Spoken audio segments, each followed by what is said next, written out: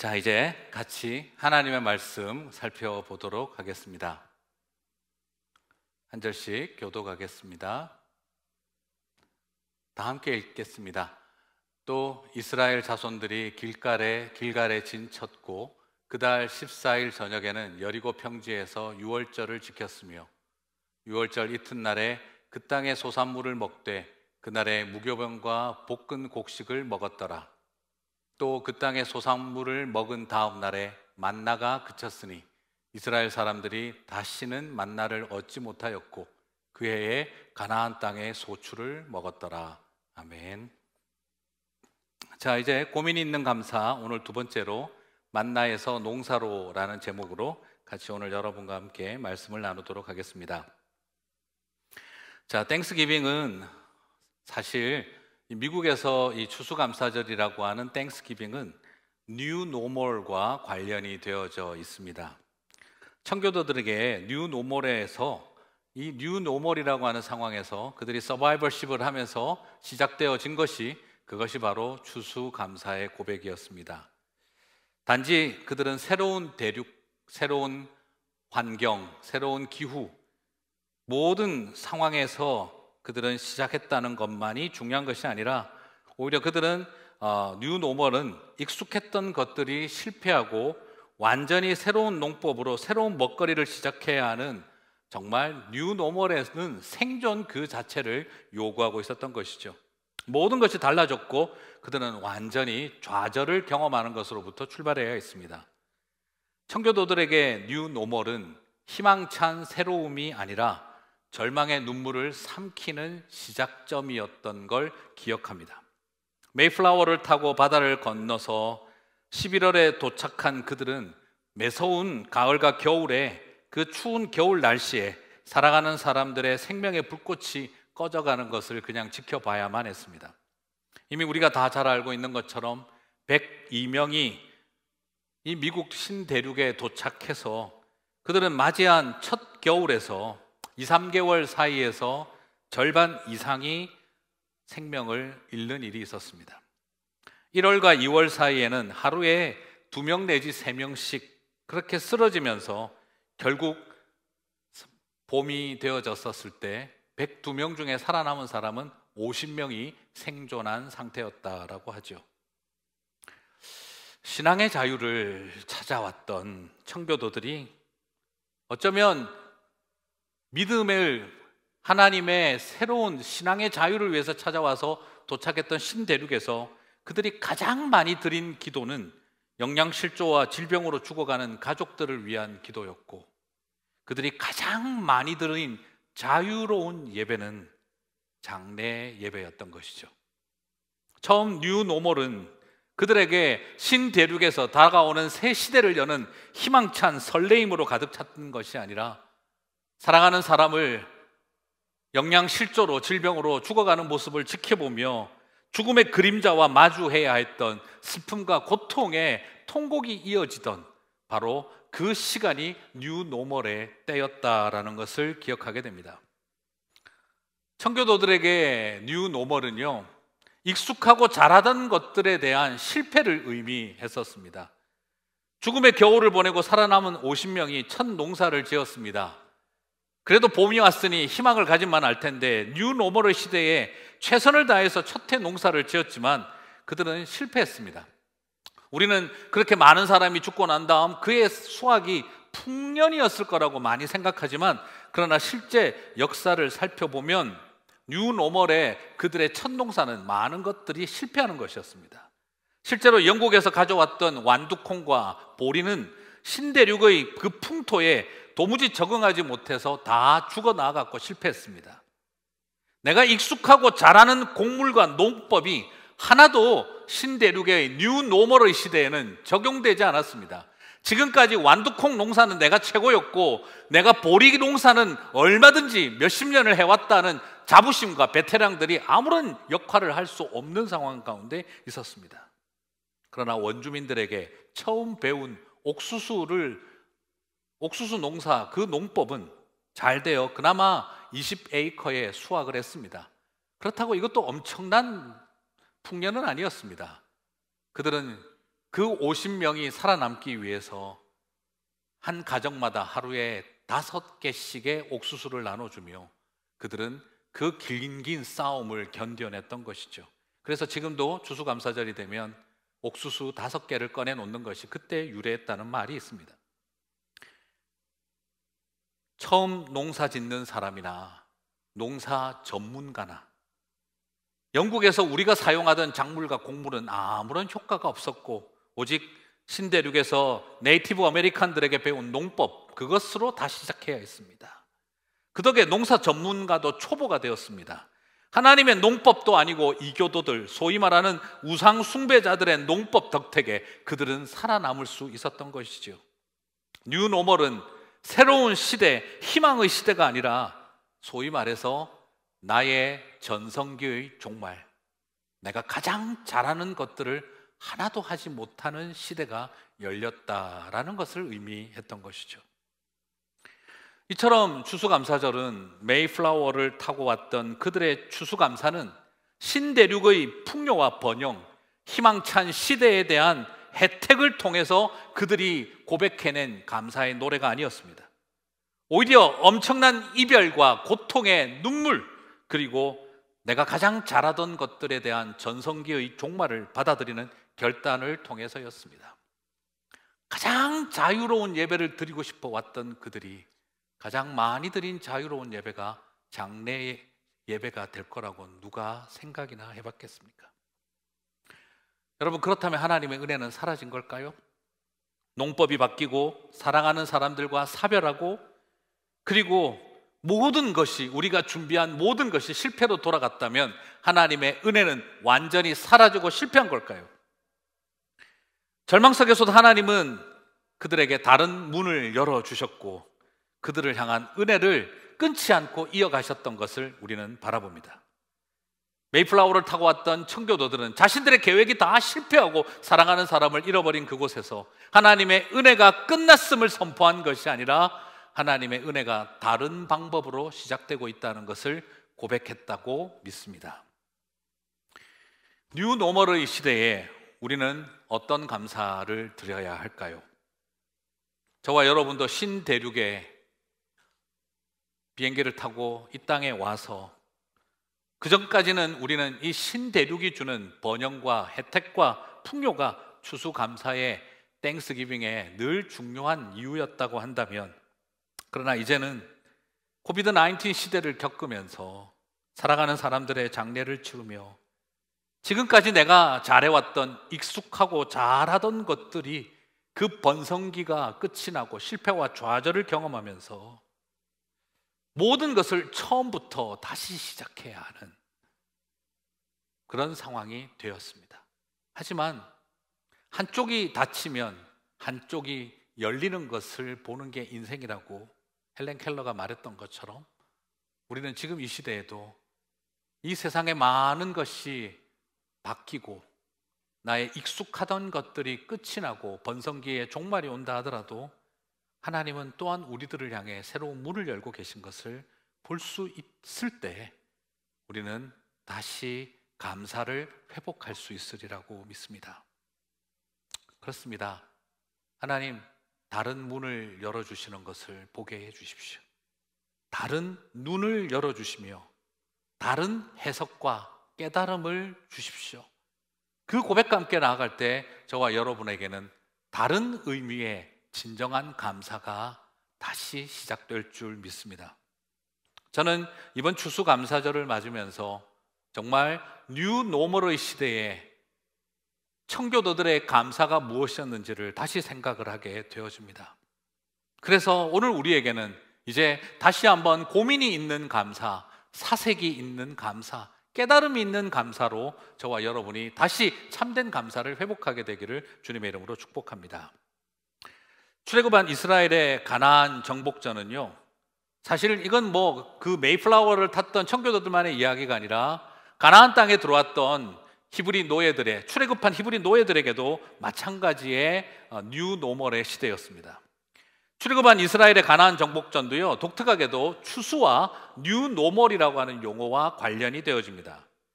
약속의 땅에 도착했다는 것, 40년을 광야 생활하며 얼마나 감사한 일입니까? 상황을 돌아보면 정말 하나님 앞에 지난 40년의 기다림, 우리의 출애굽의 역사가 끝이 났습니다. 할렐루야! 찬양을 해야 될 상황이지만, 그러나 약속의 땅에 도착한 그들은 감사가 터져 나오기보다는 솔직히 말씀드리면 한숨부터 나올 판이기도 합니다. 상황이 좋지 못합니다. 뉴 노멀은 새로운 도전이지만 설레임이 가득한 새로움이 아니라 걱정과 염려가 따라오기에 딱 좋은 뉴 노멀이었던 것이죠. 먼저 그들은 어떤 일부터 해야 합니까? 새로운 시대는 그들에게 전쟁을 시작할 것을 요구하고 있습니다. 가나안 정복전, 얼마나 사랑하는 사람들을 잃으며 죽어 나아가야 할지 알 수가 없습니다. 그런데 이 엄청난 전쟁을 앞둔 상황에서 지난 40년 광야를 이끌고 이집트 황제의 힘을 뚫고 파라오의 힘을 뚫고 나왔던 40년을 다스려 주었던 영적 지도자 모세가 하나님 품으로 가는 일이 있었습니다. 그리고 새로운 지도자 여호수아가 세워지는 상황이었습니다. 정말 하늘의 음성을 듣고 여호와 하나님의 음성을 전하던 강력한 지도력은 상실되어지고, 어쩌면 그 옆에서 돕던 바로 그 여호수아가 새로운 지도자로 세워졌지만, 40년 전쟁 기다림의 끝에 전쟁을 시작해야 할 온 이스라엘 사람들에게는 여호수아의 등장보다 모세의 공백이 훨씬 더 크게 보이는 상황이었습니다. 뿐만 아니라 전쟁 무기를 봐도 자신들은 청동기 문명 수준까지 복귀는 오지 못했습니다. 그리고 청동기 문명도 기껏 해봐야 리더십 차원에서나 청동기 칼 같은 거나 들고 있는 거지, 유목을 하고 있는 거의 대부분의 이스라엘 백성들은 돌멩이와 지팡이와 막대기가 전부였습니다. 소위 말해서 일부 청동기 문명, 거의 대부분은 후기 신석기 시대와 같은 그런 상황이었습니다. 하지만 그들이 정복해야 할 가나안 땅에는 헷 족속 사람들, 우리가 알고 있는 바로 히타이트 족속 사람들이 버티고 있습니다. 이미 그들은 러시아 남부 지방에서 남하하여 팔레스타인 지방까지 내려와서 그들은 블레셋 사람들을 중심으로, 히타이트 족속인 헷 족속 사람들을 중심으로 이미 철기 문명이 자리 잡고 있는 상황입니다. 다시 말씀드리면 가나안 정복전은 문명사를 역행하는 전쟁입니다. 세계의 역사와 문명의 역사는 철기 문명을 가진 자들이 청동기 문명을 정복하는 역사지, 청동기 문명과 후기 신석기 문명을 가진 사람들이 철기 문명을 정복하는 역사는 세상의 문명사의 흐름에 존재할 수 없는 이야기입니다. 말 그대로 말도 안 되는 전쟁을 하게 된 것이죠. 거기다가 이런 상황에서 가장 현실적인 문제인 보급 문제가 또 발생하게 됩니다.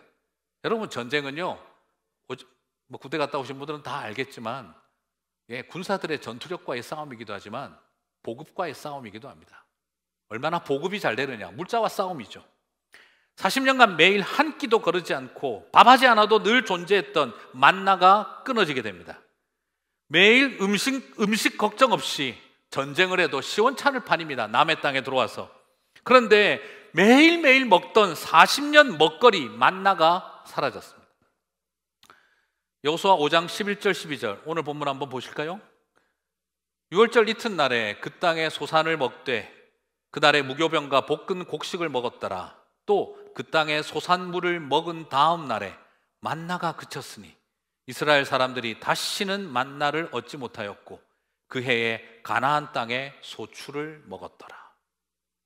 여러분, 지금 오늘 이 이야기는 바로 여리고성 전투를 앞둔 그 광야에서 일어난 이야기입니다. 여러분, 여리고성 근처가 그냥 푸른 초장과 쉴만한 물가가 있는 곳이 아닙니다. 여리고 주변은요, 가장 낮은 분지지대와 같은 곳이라 덥기가 말로 설명할 수가 없습니다. 실제로 여리고성을 7바퀴를 돌았다는 이야기는요, 광야 생활 40년 안 했더라면 여리고성 7바퀴 돌다가 대부분 일사병으로 다 쓰러졌을 것입니다. 그만큼 덥고 그리고 태양빛이 장렬하는 곳입니다. 그런데 그 먹을 것 하나도 없는 그 광야 땅에서 처음으로 그 땅의 소산물을 좀 먹었더니 그 다음부터 만나가 끊어졌습니다. 출애굽했던 사람들이 지금까지 먹어온 곳이 무엇입니까? 만나 아닙니까? 그런데 여리고로 첫 전투를 치르러 가기 직전에 그들은 길갈에서 유월절을 지키며 할례를 받았습니다. 할례를 받고 정말 전투력이 바닥이 난 상황 아니겠습니까? 모든 남성들이 할례를 받았으면 전투한다는 것도 현실적으로 쉽지가 않습니다. 그런데 한 끼 먹고 난 다음 그 다음부터 40년을 먹어왔던 만나가 끊어졌습니다. 보급이 끊어진 겁니다. 이젠 스스로 자력 보급을 해야 됩니다. 말 그대로 이제부터는 먹는 게 투쟁이고 전쟁입니다. 보급 투쟁을 해야 되는 그런 상황이 왔습니다. 12절을 보니까 뭐라고 합니까? 땅의 소산을 먹은 다음 날부터 만나가 그쳤다. 그리고 이스라엘 사람들이 다시는 만나를 얻지 못하였다라고 말합니다. 뉴 노멀은 지금 이스라엘에게 어떤 모습이지요? 전쟁을 앞두고 얼마나 죽을지도 모르는 상황, 청동기 문명 수준 가지고 대부분은 신석기 후기 문명 수준을 가지고 철기 문명과 싸워야 하는데 철병거가 버티고 있는 세상을 공격하러 가야 하는데 40년 지도자는 돌아가셨고 농사 안 짓고 공짜로 먹던 40년 음식도 사라졌고 이제 먹거리 보급을 위해서 치열하게 수확하고 탈곡하고 그리고 그 수많은 사람들을 먹여야 합니다.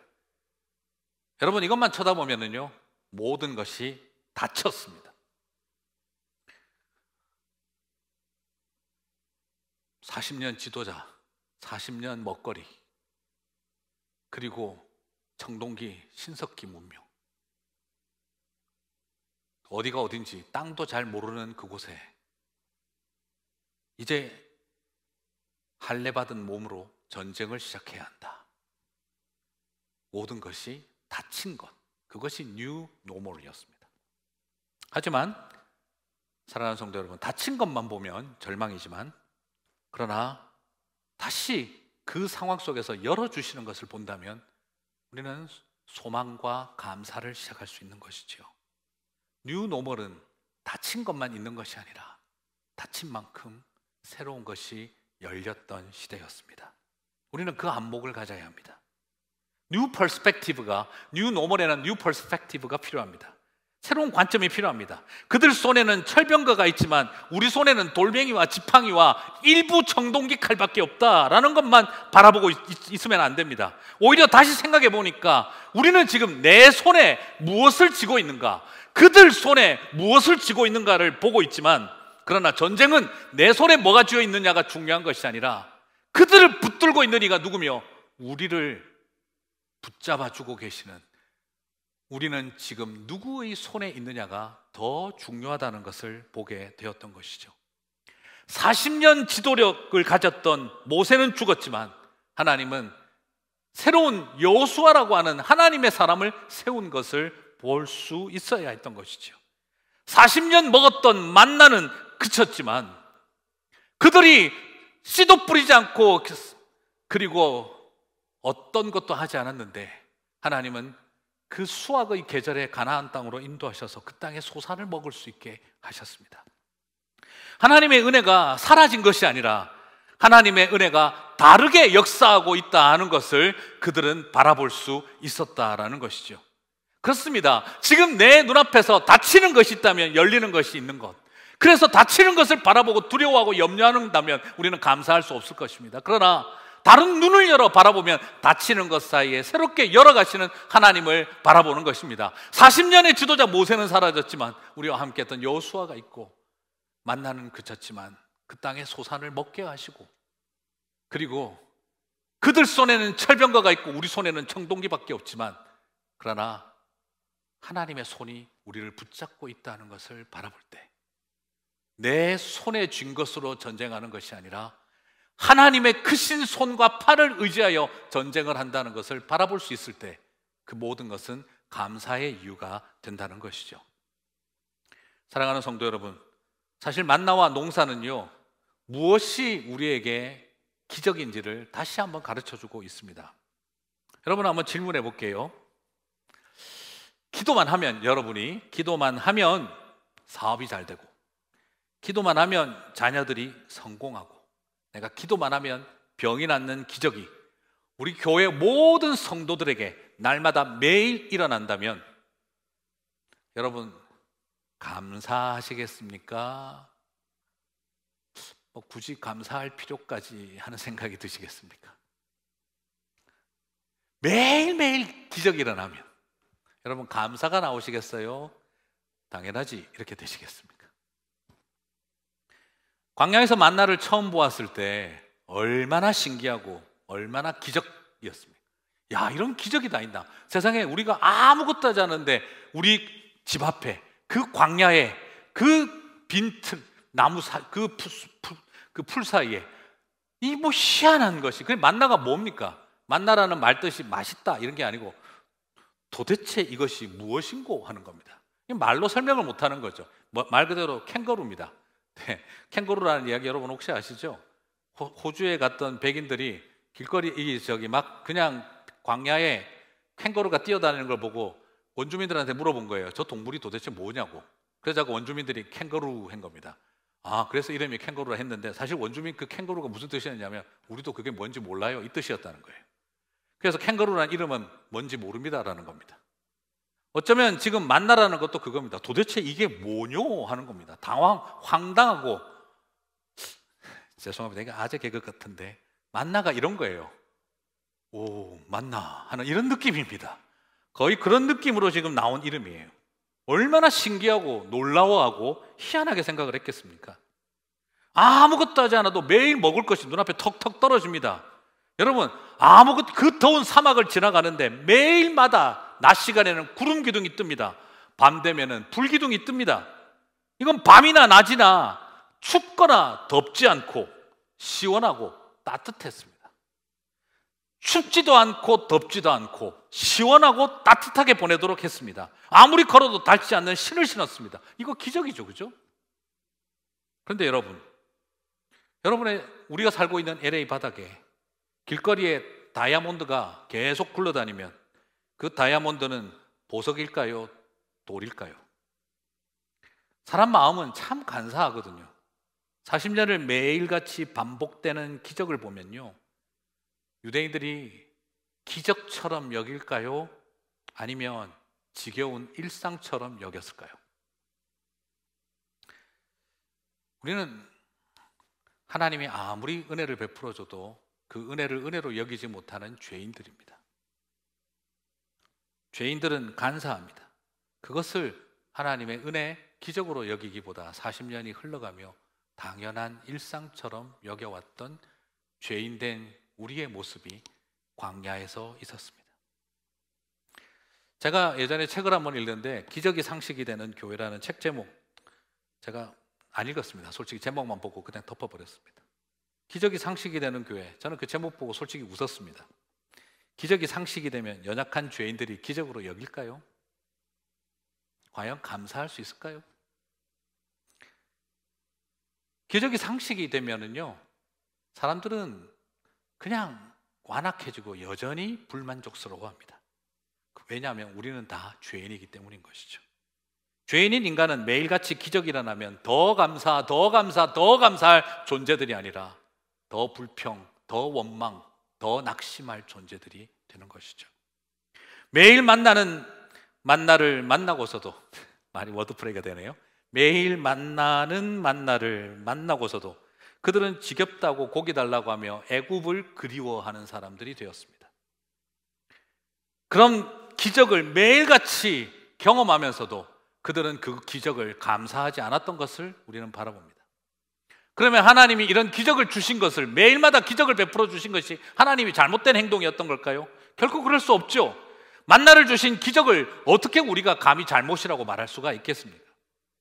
그렇다면 우리는 다시 생각해야 되겠습니다. 오늘 우리에게 이 메시지를 여러분 잘 생각해 보셔야 됩니다. 그러면 저는 여러분에게 지금 질문 드리고 싶어요. 지금 여러분에게 일어나고 있는 그 수없는 많은 일상,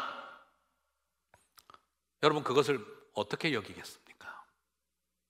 40년째 똑같은 구름 본다, 40년째 똑같은 불 본다, 40년째 똑같은 거 먹는다, 지겨운 일상입니까? 아니면 반복되는 기적입니까? 저는 오늘 여러분에게 이 표현을 던지고 싶습니다. 사랑하는 성도 여러분, 저와 여러분에게 있어서 일상은요, 하나님의 백성들에게 있어서 일상은 지겨운 현실이 아니라 반복되는 기적입니다. 저는 그렇게 정의드리고 싶습니다. 지금 여러분은 지겨운 일상을 살고 있는 것이 아니라 반복되는 기적을 누리고 있는 것입니다. 불타는 사랑은 식었지만 등 긁어주며 사는 배우자가 있고, 말썽 피우고 아프고 장애를 갖고 좌절하기도 하지만 사랑하는 자녀들이 있고, 때론 실패하고 레이오프 당하기도 하고 배신당하고 무너지기도 하지만 참으며 살아가고 일하기 위해서 움직이는 우리의 몸이 있다면 지겨운 일상이라고 해야 될까요? 아니면 반복되는 기적이라고 해야 할까요? 저는 교회에 아침에 사역을 나오기 위해서 똑같죠? 출근이라는 표현을 쓰고 싶네요. 출근하러 나올 때 지난 11년 동안 매일마다 왔던 교회에 오는 이 길이지만 하나님 앞에 오늘 말씀을 준비하면서 그런 질문을 던져봤습니다. 하나님, 오늘도 일하러 간다입니까? 나는 오늘도 반복되는 기적을 향해 나아가고 있다라고 말해야 할까? 정말 내 마음속에는 어떤 생각이 있는 걸까 하는 질문을 던져봅니다. 사랑하는 성도 여러분, 반복되는 기적이었던 만나가 그쳤습니다. 하나님의 은혜가 사라진 걸까요? 아닙니다. 이제 그들에게는 가나안 땅의 소산을 먹을 수 있는 또 다른 기적을 열어주셨습니다. 관점에 따라 다르게 보일 수 있을 것입니다. 일 안 해도 먹던 만나, 씨도 안 뿌리고 김도 매지 않고 병충해 잡아주지 않고 그리고 수확하여 탈곡하는 일도 안 해도 되는 만나는 사라졌지만 이제는 땀 흘리며 씨앗 뿌리고 김 매고 풀 뽑아주며 병충해 잡아주며 가을 거지할 땅을 주셔서 땅의 소산물을 먹게 하십니다. 땅 없이 집 없이 40년을 해방된 노예의 후예들로 살아왔던 그 땅의 백성들에게 내 땅을 주고 집을 짓게 해주셨습니다. 여러분, 그들이 받은 땅과 집, 1년 내내 농사 지어야 할 고통스러운 일이었을까요? 만나는 아무것도 안 해도 먹을 수 있는 먹거리인데 이제는 뼈가 빠지게 고생해야 먹을 것이 생긴다는 그런 이야기로 봐질까요? 아니면 땅 없이 집 없이 400년을 노예 생활하고 살아왔던 백성들의 후예들이 이제 우리에게도 하나님이 약속의 땅을 주셨다는 것, 지겨운 일상이 시작된 걸까요? 하나님의 기적이 시작된 걸까요? 오늘 우리는 이것을 분명히 다시 한번 정리했으면 좋겠습니다. 이 또한 기적입니다. 만나가 그쳐 은혜와 기적이 사라진 것이 아니라 땅의 소산을 먹고 땅을 분배받음으로 그들에게는 또 다른 기적이 시작되어진 것이지요. 맞아요. 지금까지 익숙하고 내가 잘해왔던 것과 결별입니다. 지난 40년 동안 만나로 얼마나 뭘 많이 해왔겠습니까? 만나 볶음, 만나 조림, 만나 튀김, 만나 말이, 만나탕, 만나 죽, 만나 산적, 만나 전, 만나 쌈, 제가 하는 거 다 불렀습니다. 그런 거 얼마나 해먹으며 요리법 얼마나 했겠습니까? 그러나 이젠 그 재료도 못 보고 이젠 그 요리법 써먹을 데가 하나도 없습니다. 그 레시피 다 날아갔습니다. 하지만 그들은 이제 새로운 가나안의 소산을 먹을 준비를 시작해야 됩니다. 새로운 레시피를 만들어야 합니다. 그리고 새롭게 그들은 음식을 만들어내야겠죠. 노예로 살아왔던 그들이 내 땅에 내가 씨를 뿌리고 내 땅에서 땀 흘려 정당한 대가를 얻는, 노동의 대가를 얻는 그 놀라운 일이 그들에게는 지겨운 일상이 시작된 것일까요? 기적이 시작된 것일까요? 앞으로 40년 동안 매일매일 나가서 밭일 하다 보면 물론 사람들은 또 그렇게 생각하겠죠. 기적으로 시작했으나 나중엔 아이고 먹고 살려면 이 짓 한다라고 또 말할 수도 있었겠죠. 역시 그들도 지겨운 일상으로 여길 수 있었겠습니다. 그러나 여러분, 과연 그것이 지겨운 일입니까? 바로 기적이었던 것이죠. 만나가 기적이었듯이 우리에게 새 땅이 주어지는 것도 기적이라는 겁니다. 저는 그래서 이런 이야기 드리고 싶습니다. 기적이 상식이 되는 교회 안 되어도 됩니다. 그 결과는 뻔합니다. 하지만 저는 오히려 이제 다른 것을 말씀드리고 싶습니다. 일상이 기적이 되는 교회, 일상을 기적으로 읽어내는 성도, 여러분, 이것이 진짜 기적인 것입니다. 사랑하는 아이의 밥 먹는 모습을 지켜볼 수 있고, 그리고 함께 집을 꾸미며 내일은 어디를 가볼까, 그 평범한 일상이 어느 누구에게는 세상 없이 그리웠던 기적일 수 있다는 걸 우리는 잊어서는 안 되는 것이죠. 평범해 보이는 일상도 여러분, 알고 보면 반복되는 기적인 것을 꼭 기억하시기를 바랍니다. 내 힘으로 사는 것처럼 여겨지는 삶이 여러분 그렇게 착각하고 있지만, 내 힘으로 사는 것이 아니라 하나님의 은혜로 사는 것을 알 때 그 일상이 기적인 것을 우리는 아시지 않습니까? 노예가 되면 일상이 기적이었음을 알지 않겠습니까? 사랑하는 사람을 잃고 보면 그와 보내었던 그 일상이 얼마나 기적이었는지 우리는 알지 않습니까? 건강을 잃고 나면, 장애를 안고 살아가다 보면 평범한 식사와 일상이 얼마나 큰 기적이었었는지 우리는 비로소 고백할 수 있지 않습니까? 그래요. 만나가 끊어지고 농사가 시작된 것은 공짜 은혜가 그치고 고생하는 인생이 시작된 것을 말하는 것이 아닙니다. 만나가 끊어지고 농사가 시작된 것은 반복되었던 기적이 또 다른 반복될 기적으로 이어진 것입니다. 반복되었던 은혜가 또 다른 반복될 은혜로 이어져 가는 것입니다. 오늘 우리는 그것을 바라볼 수 있어야 합니다. 이제 말씀을 마무리하겠습니다. 팬데믹을 겪으면서 우리는 당연한 일상을 잃어버렸습니다. 그죠? 아이들이 아침에 도시락 들고 학교에 가고 얼마나 치열한 아침을 보내셨습니까? 일어나지 않는 녀석 깨우고 옷 입히고 씻기고, 그러면서 밥 만들어주고 도시락 채워주며 학교까지 가게 만들다 보면 우리 자매님들은 전쟁터를 보내듯이 지내왔지요. 하지만 그 모든 것이 얼마나 그리운 기적 같은 일상이었습니까? 주일이면 교회 와서 예배하던 그 당연한 일상이 얼마나 소중한 것이었는지를 우리는 다시 한번 발견하게 됩니다. 우리가 늘 하던 일상, 당연한 것처럼 존재하고 있던 일상이 얼마나 반복되는 기적이었는지를 우리는 다시 한번 발견하게 됩니다. 지금 우리가 가장 그리운 것은요, 세상을 뒤집을 기적이 아니라 변할 것도 없어 보였던 40년의 일상이었습니다. 추수감사절을 보내며 저는 고민이 있는 감사가 다시 일어나게 되시기를 축복합니다. 예담 여행을 하면 숙제를 드립니다. 어떤 토픽을 가지고 사진을 찍어서 보내보라고. 이번에는 자유가 무엇인지 사진을 한번 모아봤습니다. 한 자매님이 저는 이것이 자유를 상징한다고 생각합니다 하고 사진을 올려주셨는데, 추석받기 위해서 팔에 시술받은 그 어댑터가 있는 주사액 투입구 사진을 올리셨습니다. 일주일에 3번 가서 하루에 4시간씩 투석을 받는 일. 너무너무 어린 날, 젊은 날부터 7년을 받아온 투석이라고 합니다. 여러분, 그 주사액 투입구는, 그 어댑터는 어쩌면 그 자매에게는 자유의 상징이 아니라 고통과 속박과 절망의 상징 아닐까 하는 생각이 들 정도였습니다. 그런데 그 자매님은 이렇게 말씀하시더군요.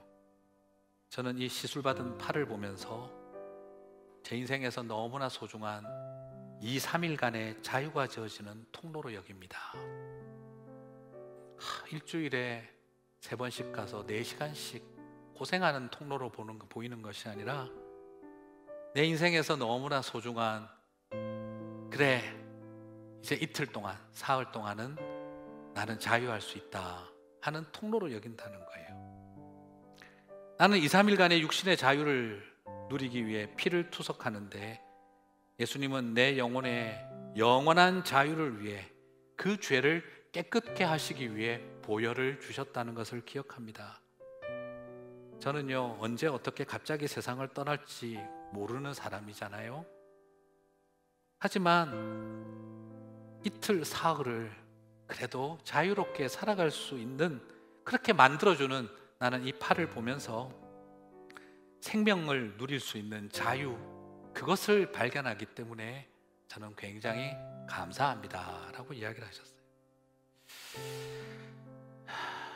매주 3번을 7년을 다녔으면 힘들기도 할 텐데 자유의 상징으로, 감사의 이유로 고백하던 모습에 같이 온라인으로 줌으로 소그룹 모임을 하던 우리 모든 분들이 눈물이 핑 돌았습니다. 한쪽 문이 닫힌 것만 보지 말고 다른 문이 열렸음을 볼 수 있었던 그 자매님, 추수감사의 감사가 여기에 있는 거구나 하는 생각을 할 수 있었습니다. 여러분에게 이렇게 사색과 고민 있는 감사가 일어나게 되시기를 축복합니다. 만나가 농사로 바뀌었네요. 뉴노멀이라고 하는 상황은 그들에겐 지금까지 익숙했던 것들과의 이별과 결별이었고 내가 잘하던 것들을 다 포기하는 시간으로 들어갔습니다. 불편하고 걱정되고 불안하고 변했습니다. 하지만 이스라엘의 새로운 추수와 감사가 시작되었던 것처럼 저와 여러분에게 새로운 추수와 감사가 일어나게 되시기를 축복합니다. 다시 한번 부탁드립니다. 반복되는 일상이 아니라 반복되는 기적으로 바라보시며 그래서 더욱 감사하는 저와 여러분이 되시기를 주님의 이름으로 축복합니다.